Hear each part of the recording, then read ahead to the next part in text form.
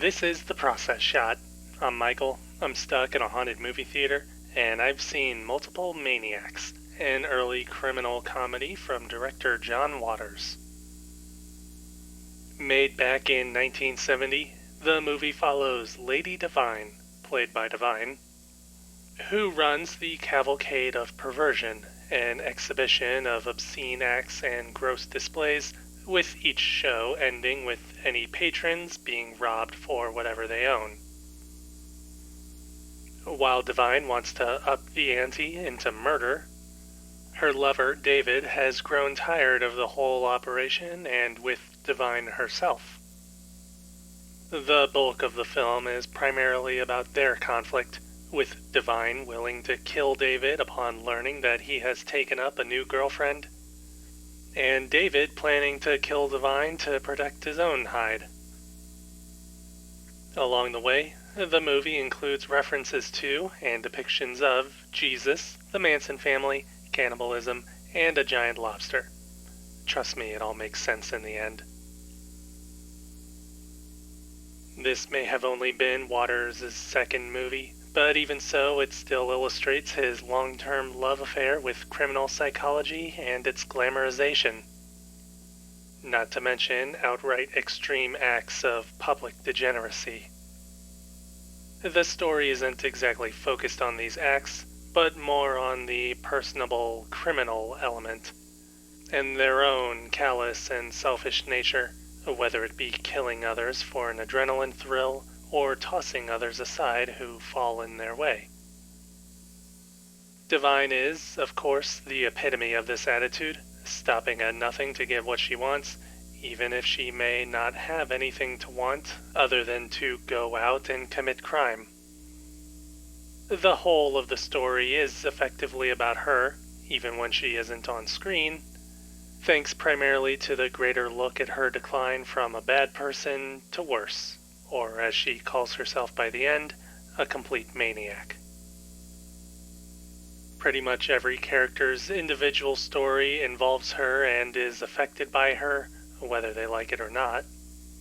But Divine's story is still a downward spiral that I'm all here for. Like almost every other Waters film I've seen here, this one is very much campy and overly melodramatic, with dialogue being enunciated to make sure the words being said get through with more than enough conviction. Almost animalistic rather than human, which really fits in well with the whole criminal thing going on in all of this. Anyways, it's still pretty funny. The rest of the movie's production value is as cheap as the thrills that Divine seeks, which is a segue that sounded better in my head before I actually said it out loud. Anyways, everything about this film is on a shoestring budget, from locations that are almost literally in the middle of city streets, or what are probably cast or crew member houses, with more focus on getting shots done before cops try to shut everything down, to camera work that is almost entirely handheld or poorly framed, with more focus on getting stuff in the frame and on film before the cops show up again.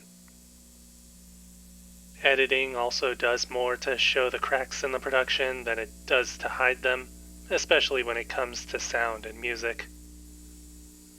I actually don't have much to say, since the gist is that recorded audio is pretty raw with little dubbing or extra effects made in post, and actual music tracks are just dropped in over what is otherwise silent film. Overall, it's pretty much what you might expect from something labeled early John Waters. It's a step up from his debut, but obviously it still pales compared to his later works. It's not something truly essential, but it still shows not only that he knows where he's going, but just how far he'll go to get there.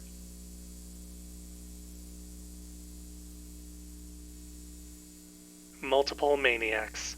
John Waters, 1970. 2.5 stars. I'd say that it's worth giving a watch, even if I just said otherwise. Just remember it gets weird at times.